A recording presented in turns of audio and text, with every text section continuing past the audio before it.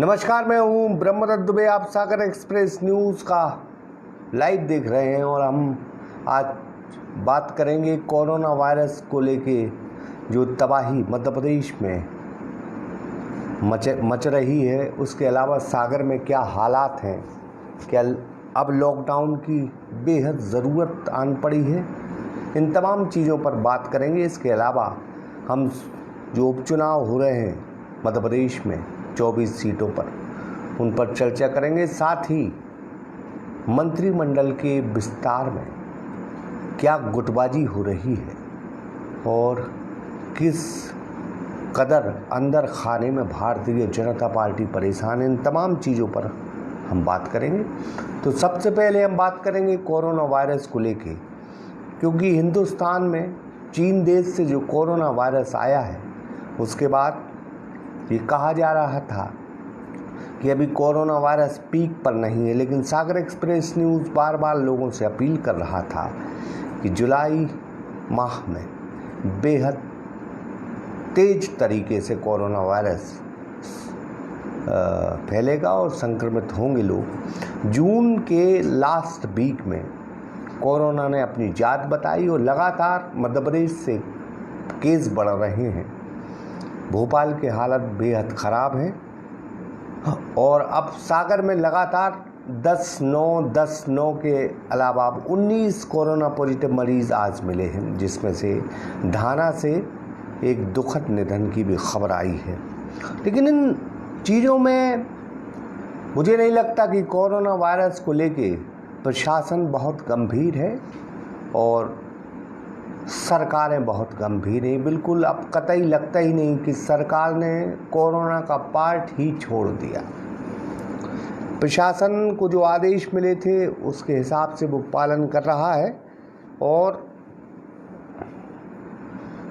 Corona virus को लेके जो शुरुआती दौर में जो भारत की सरकार ने, मध्य प्रदेश की सरकार ने, जनता ने और प्रशासन ने जो गंभीरता दिखाई थी, वह अब देखने को नहीं मिल रही। बाजार भीड़ से लबालब है, जनता को सोशल डिस्टेंसिंग से कोई मतलब ही नहीं और प्रतिबंधित क्षेत्र अब नामात्र के लिए प्रतिबंधित क्षेत्र हैं। सारी चीज़ें खत्म हो गई।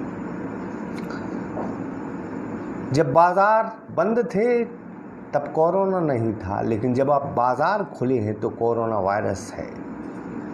ये समझने की चीज़ इसलिए है कि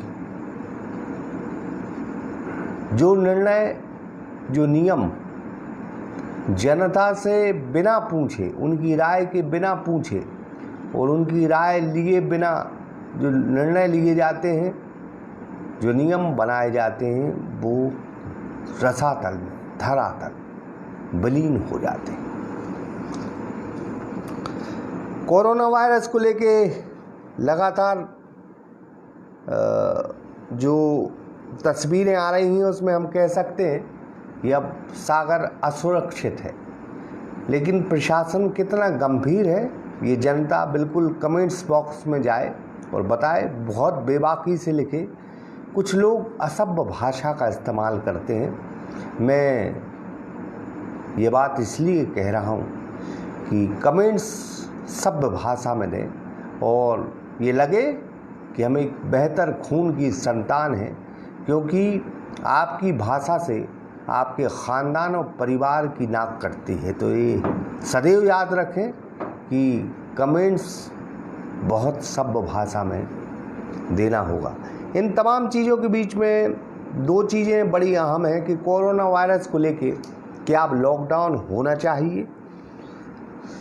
इस पर क्राइसिस मैनेजमेंट की बैठक तय हुई थी और उन्होंने ये तय किया था कि शनिवार और रविवार को बाज़ार बंद रहेंगे। ये अच्छा निर्णय था, लेकिन सियासत और राजनीति के चलते कलेक्टर ने ये फैसला वापस ले लिया।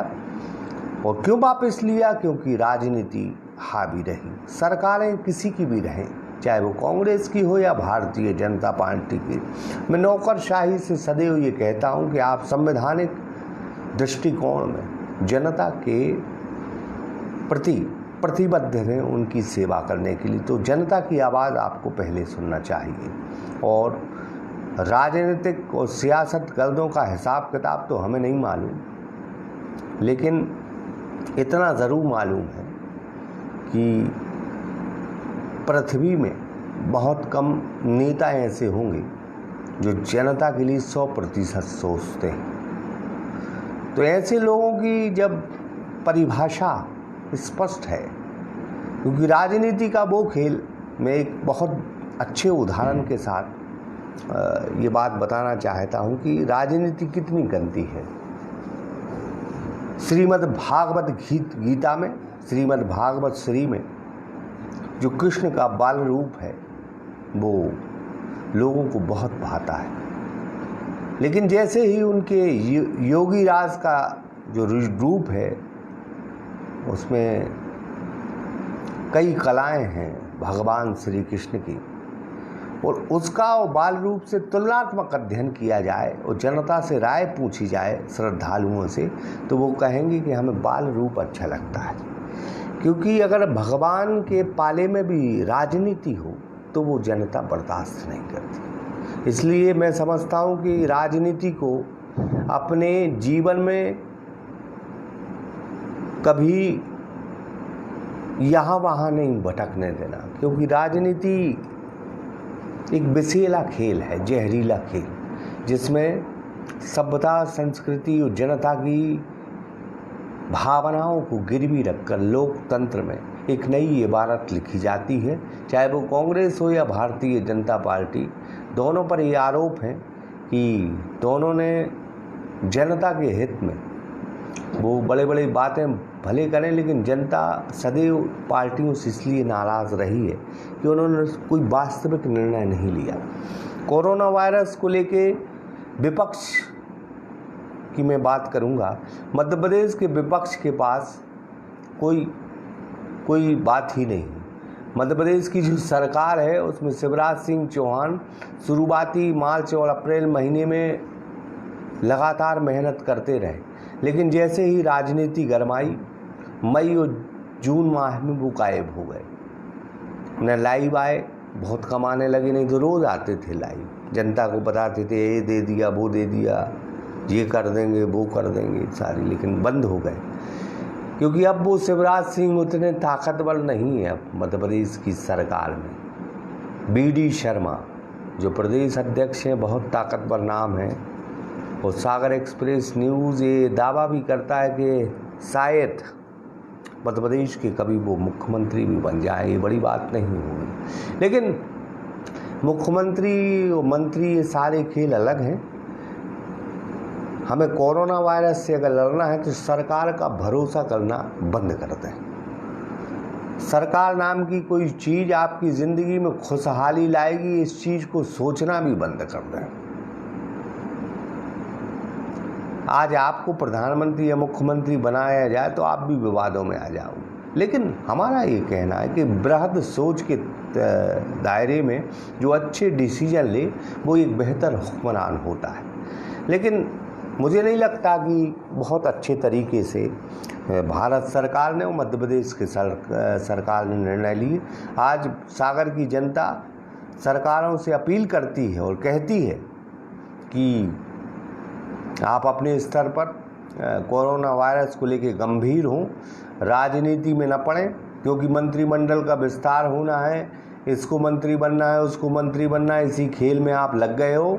तो जनता की चिंता करो नहीं। लोकतंत्र में आने वाले दिन चुनाव है, और चुनाव में अगर शिवराज जी आपकी थोड़ी सी कोरोना वायरस को लेकर चूक हो गई तो बड़ी समस्या आ जाएगी।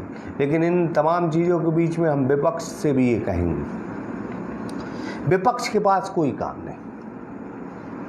मैंने इतना पंगु विपक्ष कभी जीवन में नहीं देखा।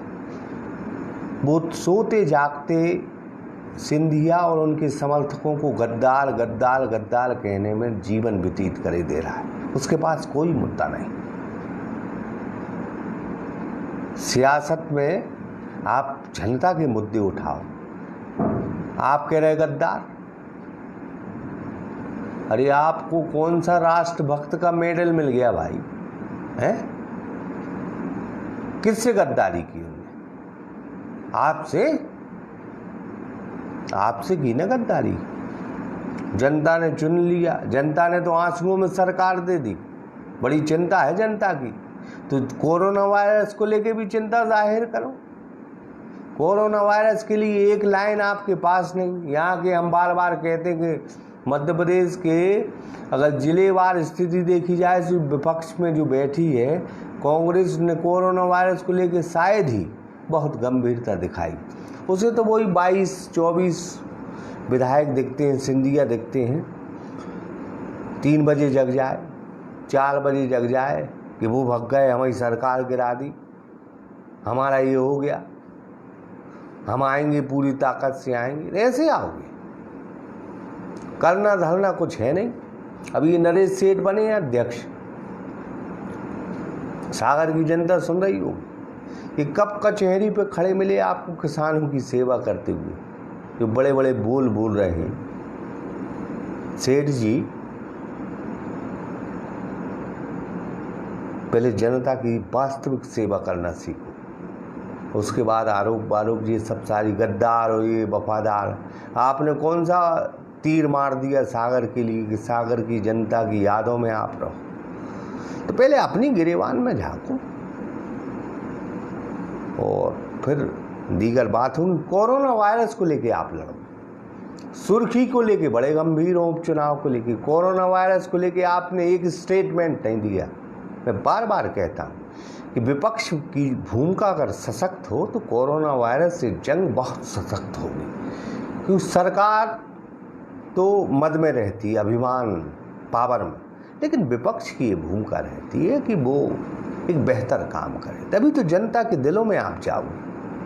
आपको सुर्खी विधानसभा की चिंता है, सुरेंद्र चौधरी, हर्ष यादव और क्या नाम से वो नरेश सेठ सपने में सुर्खी देख रहे हैं कि गद्दारों को हराना है। तो देश के गद्दार हैं क्या वो? कि पाकिस्तानी है, कि चीन से आए लोग हैं? क्या है वो? क्या गजब आदमी। पहले अपने शहर की चिंता करो और उसके बाद शहर की चिंता करने के बाद फिर ये सारी चीज़ें चलती रहेंगी। और मैं सरकार की भी कहता हूँ कि सरकार सदैव पत्रकारों के और विपक्ष के निशाने पर होना चाहिए। पत्रकारों का ये दायित्व होना चाहिए कि सरकार की उन तमाम खामियों पर आवाज़ बुलंद करे और जनता का पक्ष ले। यही पत्रकारिता है और सागर एक्सप्रेस न्यूज़ ये सदैव करता है। मैं अभी शिवराज सिंह चौहान साहब जो मध्य प्रदेश के मुख्यमंत्री, वो दिल्ली जा रहे थे।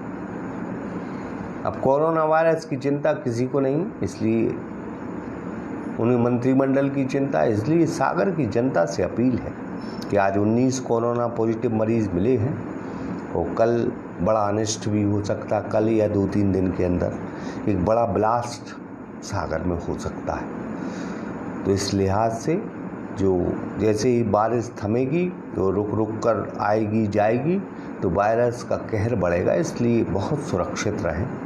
और मैं बार बार अपील करता हूं कि सरकार और विपक्ष, कांग्रेस, बीजेपी, बसपा, समाजवादी पार्टी के भरोसे न रहें। ये गंदे लोग हैं। आप बहुत अच्छे हो, आप जनता हो, आप लोकतंत्र के वो हिसाब किताब हो कि पल भर में किसी को कुर्सी से उतार दो, किसी को कुर्सी पर बैठा दो। आप जनता जनार्दन हैं, आप लोकतंत्र के भगवान हैं, इसलिए आप अपने आप को सुरक्षित रखें। किसी के क्या वो निर्णय ले रहे क्या नहीं ले रहे इनके चक्कर में न पड़े, आप अपनी सुरक्षा खुद करें। और मैं फिर कहूँगा कि मंत्रिमंडल का विस्तार है। अब हम दूसरी चीज़ उपचुनाव पर आते हैं और मंत्रिमंडल की बात करते हैं। उपचुनाव में किसकी जीत होगी, किसकी हार होगी, ये तो वक्त तय करेगा। लेकिन मध्य प्रदेश के जो 24 उपचुनाव है उसमें गद्दार या किसी व्यक्ति के प्रति, उसके परिवार के प्रति नफरत पैदा करके फैला कि कोई लोकतंत्र में बादशाह नहीं बना, कोई लोकतंत्र में चुनाव नहीं जीता। जब तक मूल भावना, जब तक मूल मुद्दों की बात नहीं करेंगे, तब तक आपका बेड़ा पार नहीं होगा। इसलिए कांग्रेस से ये अपील भी है कि आप गद्दारी को छोड़ें। आप पहले कोरोना वायरस को देखें, जनता को देखें, और उसके बाद ये गद्दार जो आपके दिमाग में है वो कहते रहें। और उपचुनाव को लेके भारतीय जनता पार्टी और कांग्रेस आमने सामने है। कहा जा रहा है कि भाजपा की कई सीटों पर हालत ख़राब है, कांग्रेस के पास अभी उम्मीदवार नहीं है। ऐसे में ये कहना गलत होगा कि हालात ख़राब है। लेकिन इतनी बात ज़रूर है कि लोकतंत्र में अभी जो कांग्रेस का हिसाब किताब है, उसको 5 साल की सरकार चलानी थी और यही जनता का निर्णय था। लेकिन भारतीय जनता पार्टी ने सरकार गिरा दी। जनता के मन में दुख है, पीड़ा है, यह तो चुनाव में पता चलेगा। लेकिन किसी दल के साथ 5 साल उसको सरकार चलानी थी तो चलाने देते। मैं तो अटल बिहारी वाजपेयी की कहूँगा कि 13 महीना 13 दिन में आप सरकार गिरा दी। तो यही नियति कांग्रेस की है और यही भाजपा की है। सत्ता की लालची है। मुझे सदन की अगर बात आई तो मुझे किसी कवि की कुछ लाइनें याद आ रही हैं कि देश के विकल्प हेतु इतना बड़े वो आगे, माँ का चल फाड़ बहुरंगे, झंडे गाड़ दिए चंदोर विभोरियों ने तालियां बजा के कहा कुछ गधों ने संसद में कुछ गधे पछाड़ दिए। लोकतंत्र है, जनता में जब श्रेष्ठ विकल्प न हो तब कुछ गधे भी चुनाव जीत जाते हैं।